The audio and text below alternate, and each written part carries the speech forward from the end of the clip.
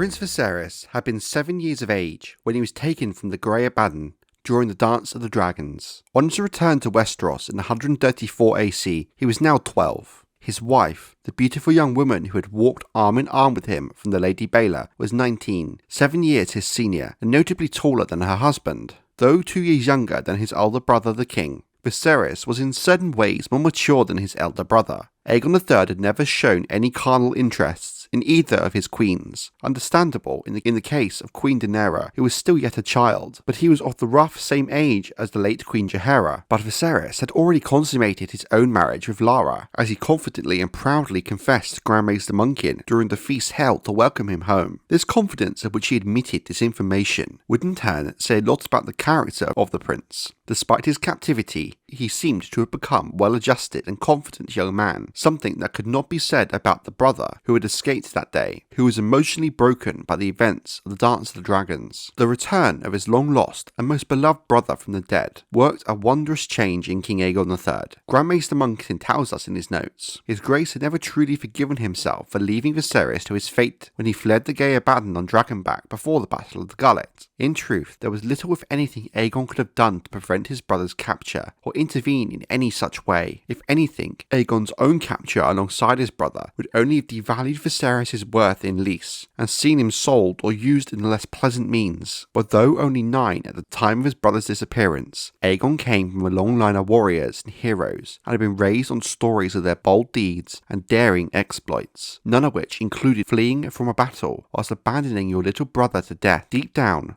the broken king felt himself unworthy to sit the Iron Throne. He had not been able to save his brother, his mother, or his little Queen Jaehaera from their grisly deaths. How could he presume to save a kingdom? Viserys' return did much to lessen the king's loneliness as well. As a boy, Aegon had worshipped his 3 elder half-brothers, Jace, Luke and Joffrey, but it was Viserys who he shared his bedchamber, his lessons and his games. It was Viserys with whom he shared both the blood of his mother and his father, a bond which he had with no other, no matter how much he admired and loved his half-siblings. Some part of the king had died with his brother in the Gullet, wrote Munkin. It is plain to see that Aegon's affections for Gaiman Pelhair was also born of his desire to replace the little brother he had lost. But only when Viserys was restored to him did Aegon once seem more alive and whole. Prince Viserys once again became King Aegon's constant companion, as he had been when they were boys together on Dragonstone, whilst Gaiman Pelhair was almost cast aside and forgotten for a short time at least, and even the Queen Daenerys was neglected to some extent. The return of the Lost Prince resolved the question of succession as well. As the king's brother, Viserys was undisputed heir apparent, ahead of any children born to Alyn Velaryon or Rhaena Corbray, or the twins themselves. King Aegon's choice of a girl of 6 as his second wife no longer seemed so worrisome. Prince Viserys,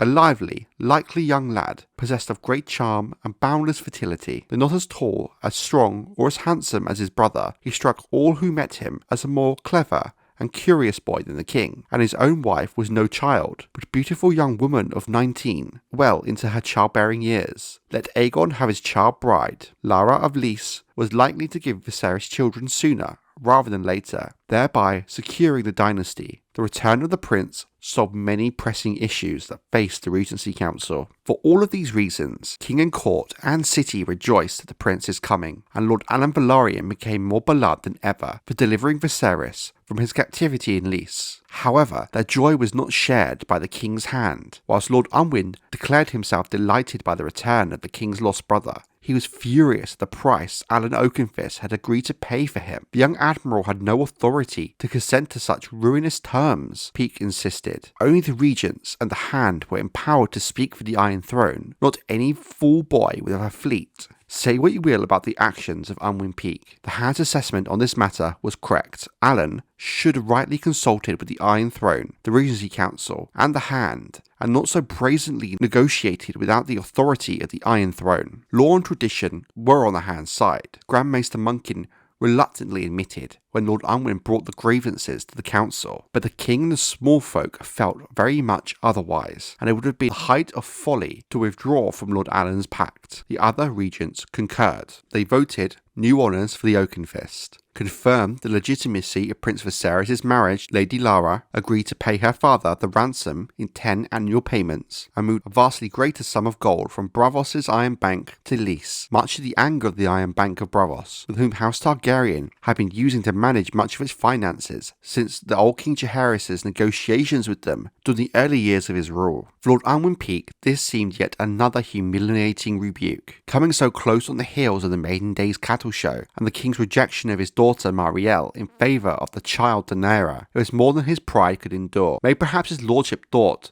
he could bend his fellow regents to his will, threatening to resign as hand of the king. Instead, the council just accepted his resignation graciously and appointed a bluff, honest and well-regarded Lord Thaddeus Rowan in his place. Unwin Peake removed himself to his seat at Starpike to brood upon the wrongs he felt he had suffered in King's Landing, though his aunt, the Lady Clarys, his uncle, Gedmund Peake, the Great Axe, Garth Long, Victor Risley, Lucas Lagood, George Graceford, Septon Bernard, and many of his other appointments did not follow him, but continued to serve their representative offices, as did his bastard brother Sir Mervyn Flowers, and his nephew Sir Amory Peake, the sworn brothers of the King's Guard, served for life. Lord Unwin even bequeathed to Sario the Tiger and his fingers to his successor. The king had his guard, he declared, and so must the hand.